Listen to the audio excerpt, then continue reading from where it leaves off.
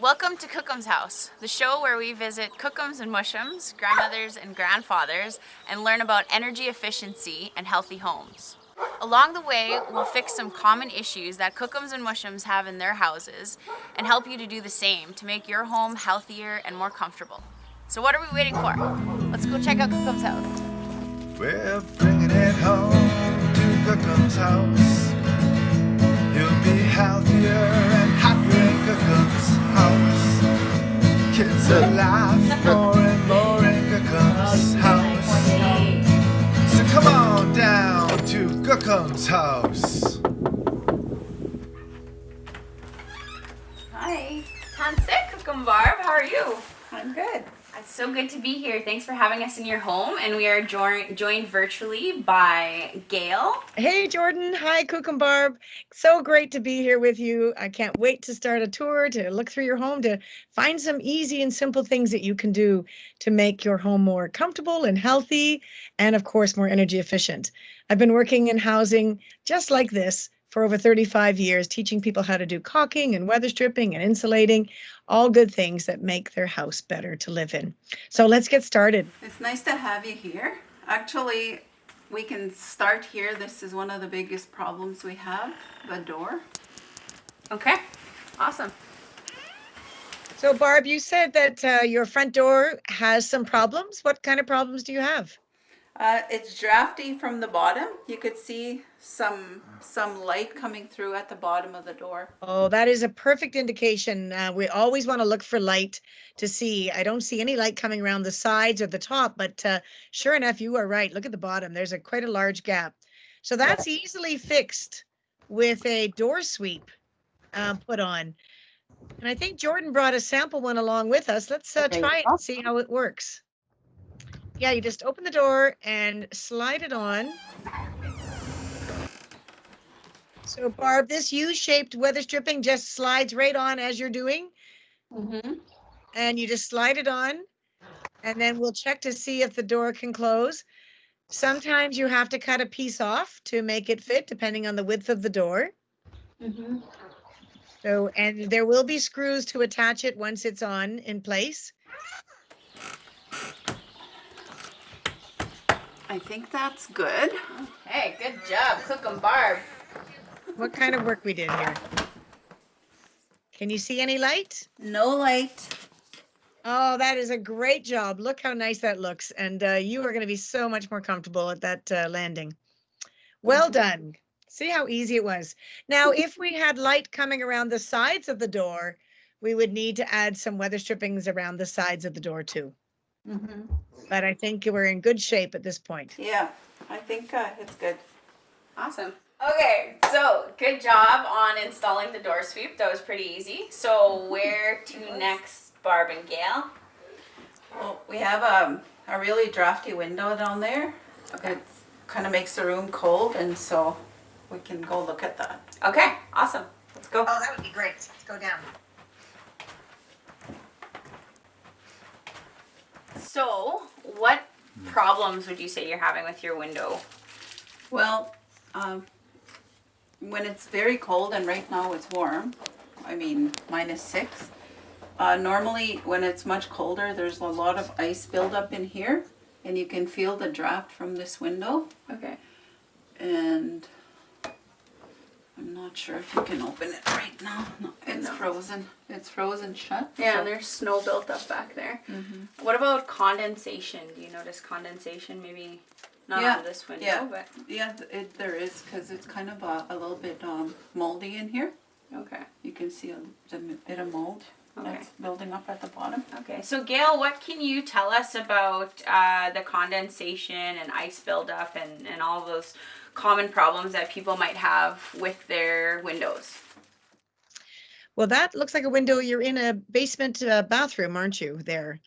And so Yeah. there's lots of moisture from the shower and when it's being used. So that window is going to be very cold and going to have condensation on it from the showers. So we need to put some shrink wrap window film on it. If we don't open the window during the winter, some plastic window film. If you open that right up and unravel that, Jordan, you can see this product. Let's take a look at it. And so installing something like this, the inside of the window, makes that window crystal clear, no more condensation, no more ice buildup at all. I can see on the right-hand side of the window that there's foam, spray foam, and there's no trim because it's in a kind of an unfinished area. So that spray foam is fantastic way to install that window. I'm really happy to see that. And Barb, I noticed you touching the lock and opening and closing it. And that's a really important piece as well, to make sure that windows can actually lock. Because so many times we don't lock them and that they don't push against the weather stripping. So that's great that you know that it needs to be in a locked position. That it's frozen is another story all to itself. That's called winter in Canada. But the window film will make this a nice airtight, and all the draft and all the condensation will be gone. So to install this plastic, So this is like a this is cool. great This big plastic COVID has its mask. own piece of tape already attached at the top. So you're going to, with Barb and Jordan together, you're going to start it at the very top, and you're going to peel back the paper backing and attach it to the window frame. And make sure you get it straight and even across the top so that the plastic comes down evenly. The next step is to take your roll of tape, and you need to add the tape on all the other three sides.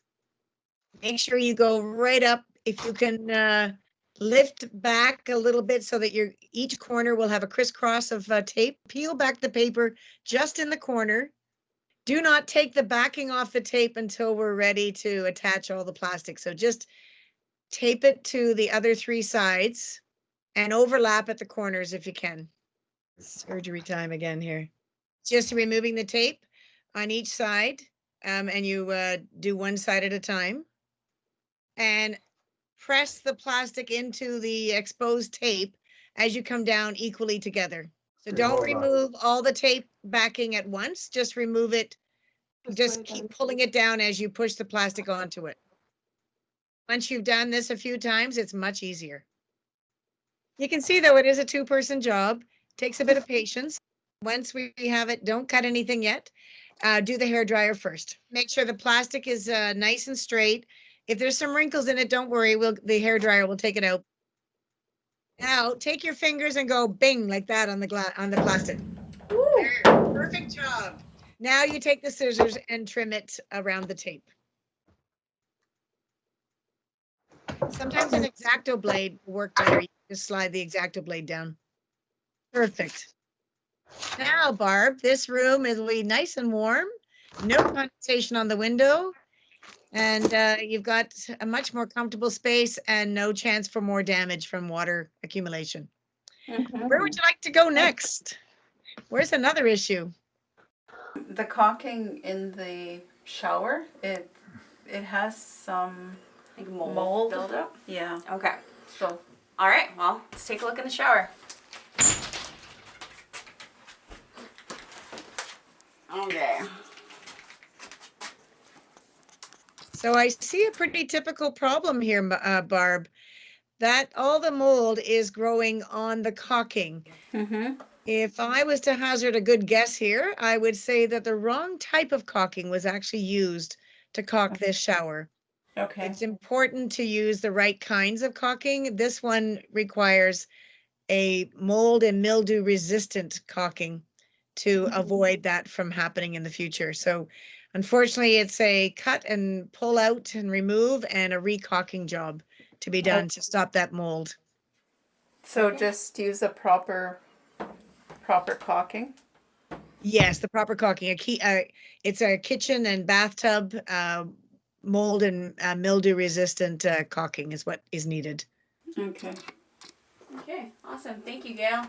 All right, Barbara, where to next? We looked at the window and the moldy shower, and where to now? The bedroom with a broken seal on it, I guess. Okay, we're upstairs to the bedroom. All right, so we are here upstairs in the bedroom, and can you tell me kind of some problems that you're having with this window? Well, this window, I guess I'll have to open the blinds for you to see it.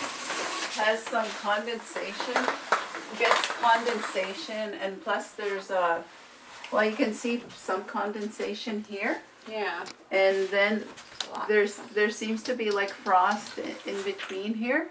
You can see that the window that looks really kind of dirty Kind of inside foggy, there. yeah. So what causes condensation, Gail? Well, the glass in our windows is the weakest link in our whole house. And so when that glass doesn't get the equal amount of heat that all the rest of the surfaces in the house gets because of the blinds and the drapes, that window gets very cold. Warm, moist air from the house inside is always looking for a cold surface to condense. So one of the best ways to reduce condensation on windows is to keep your humidity levels down in the house, which we can talk about later, but also keeping blinds and drapes open all day long as much as possible so that heat from your wood stove, heat from the furnace, heat from the baseboards can get to the glass and warm it up and keep it warm. Okay. Do you normally have the blinds and drapes closed, Barbara? Sometimes, like on weekdays when we're just rushing off to work, and we don't normally open them, but summertime we normally do, but then there's no problem with condensation then, so. If I could advise that it would be a great idea, no matter how rushed you are for work, to open up the blinds on all your windows so that, especially on the coldest days of the winter when you know there's going to be condensation. When moisture builds up on our windows and it turns to ice, then it starts to damage the window and down the drywall as well. So we want to avoid that damage by just opening blinds and drapes. That might have been what happened with this one because there was a lot of ice buildup in here, especially during -30 weather. There was like a lot of ice in there. So That's exactly what happened. Yes. So getting as much heat to that glass as possible all the time. Now I do see the left side is a bit foggier than the right side. So this is the broken seal you were speaking of. yeah, this side. Oh, yeah. Now, unfortunately, there's nothing that I know that you can do. There are some companies that will come and take out that moisture and reseal it, but it's not an easy thing to do. If it doesn't bother you, it's not affecting the efficiency of your window too much, but it does deter from your view. But it's a replacement window, unfortunately, once the seal is broken. But sometimes you can just replace that one piece of glass, not the whole window. Oh. So you would have to like take the window out, someone replaces it, and then put it back in? Yes, Okay. that's Okay. it. Depending on the style of the window, that's quite possible. Again, there's our lock. That's good. Always making sure that the window's in a locked position. Yeah, this lock doesn't work though. Yeah. So would that impact anything? It just makes sure, it means that when it's not locking, it means that the weather stripping is not being pressed. So in the same way that your front door, if we didn't shut the front door completely fully, you would see air all around the sides. And as soon as you close the door and lock it, the weather stripping starts to It just work. kind of Same thing suctions for almost. windows. Weather stripping needs to be pushed tight to make it work. Okay. All right, so we've learned about condensation on the windows, and opening the blinds is one way to control condensation and moisture in your home, but another way is with a fan. So we're going to go to the bathroom and take a look at the bathroom fan, and Gail will tell us a little bit about moisture in your house and how that can help. So we are in the bathroom. As you can see, there's a lot of condensation on the window, and we have a fan in here. So how often do you use the fan? Normally when somebody has a bath, it's turned on. Yeah, so there's a lot more condensation because somebody just had a bath in here. So other than that, just for like bathroom use mainly? Yeah. Okay. So I don't think as often, maybe as we should? As we should. Okay. Maybe Gail can tell us a little bit about bathroom fan usage, and it's not just limited to the bathroom space. So Gail, you want to talk a little bit about that? Jordan. You are so right, Jordan. We often think of the bathroom fan only being used when we're showering or bathing, and it only gets turned on while we're actually in the bathroom. But in fact, it should run for maybe 30 minutes, an hour after the shower or the bath, to get the excess moisture out. But also, if there's condensation in the rest of the house, turning the bathroom fan on will reduce the moisture levels in the whole house, not just in the bathroom. And that's a piece that a lot of people don't think of, that the bathroom fan is actually affecting the moisture levels throughout the house. How do you know when you should turn on that exhaust fan? That window is a good example. When you see condensation on your windows, that's a good indicator that you should turn on the fan. Now, if you could turn on that fan, let's hear how quiet it is or how noisy it is and whether you'd want it running. I think you can kind of hear it. Yep, we can hear it. So the quieter a fan is, the more efficient the motor is. And that is one indicator of a really quality fan. So that's not too loud. When we buy a good quality fan, we get a very efficient motor. We also get other options. I saw that you just did an on-off switch on the wall to turn it on. So that relies on you and your family to turn it on. You can also buy fans that come on automatically. The moment somebody walks into the bathroom, it triggers the motion and turns it on. But you can also get it so that it is on a timer, and you can set it for 30 minutes, an hour. But even better than that is a controller that you set it at 40%. Okay. And anytime the fan senses that you're over 40% relative humidity, it will turn on automatically. So those are the kinds of really easy features that we would love to see people getting in fans, so that you don't have to think. The fan does all the work for you. Okay, awesome. So if there's things going on other parts of the house, that relative humidity indicator will kind of be activated in the bathroom, and the bathroom fan can even go on, even if nobody's in the bathroom, right? Absolutely. As long as the bathroom door is open, it will be sensing the moisture levels throughout the whole house. Yep. Okay. So it's a very good way. Now, those fans are a little bit more money, but it's important that we control our moisture so that we don't have ice build up on our windows and damaging our interior frames and window ledges. Yeah, a lot more expensive to have to change a window than something like a fix like this. There you go, Gail. You have taught me well. We Awesome. sometimes get a little hung up, with, oh, I don't want to run the exhaust fan. I'm sending out all my good heated air outside, and I'm going to lose a couple of dollars worth of heat. But in fact, you might have to install a $500 new window in a couple of years because of the window rot from the moisture. So it's a balance game. We want to build and renovate our houses, keep them airtight, stop the moisture from exiting where it wants to exit. We want to control where it exits, and we want it to exit through exhaust fans. Okay, so we were just talking a little bit about humidity. So this little tool, is it called a hygrometer or Hygrometer. hygrometer? Okay, take note, people. Hygrometer. And what's the function of this scale? It measures the relative humidity in the air. It measures how much moisture the air is holding at a certain temperature. So it's a wonderful tool to have. They're very inexpensive to buy, and they're available at all of the hardware stores. And you watch it, and if it's over 40%, you really need to be turning the exhaust fan on.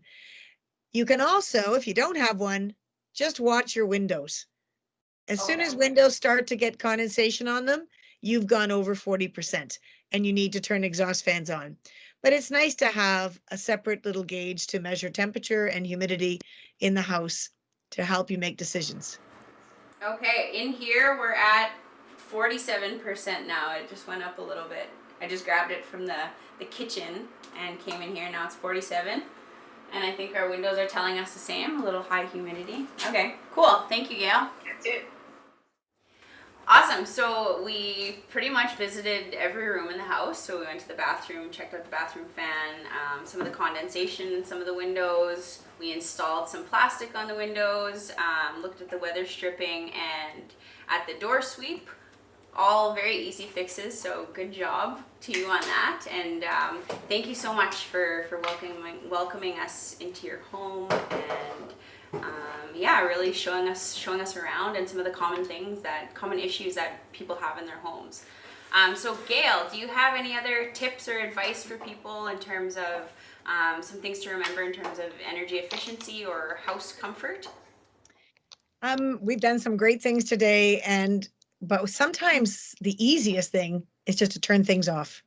So making sure that lights are turned off, televisions are turned off when people are leaving the home, and that can be one of our easiest ways to save money.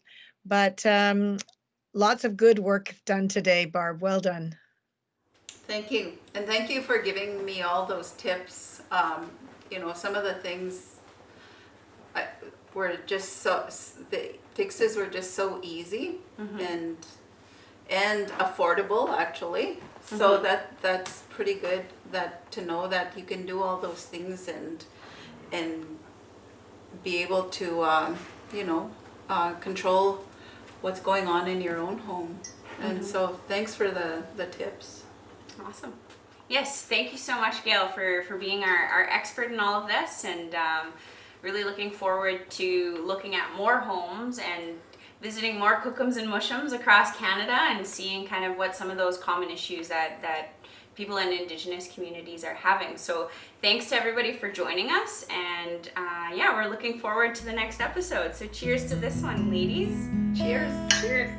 We're bringing it home to Kohkoms' house. Hold up. You'll be healthier and happier in Kohkoms' house. Kids will laugh more and more in Kohkoms' house. So come on down to Kohkoms' house. There's so much that you can say by turning on the lights. All right. Just have to change the incandescents to fantastic. LEDs. We're bringing it home to Kohkoms' house.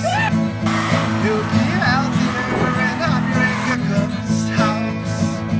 Kids will laugh more Cheers. and more in Kohkoms' house. So come on down to Kohkoms' house. All you wah-wah boys and wah-wah girls. All right. Okay, cool. That's a wrap.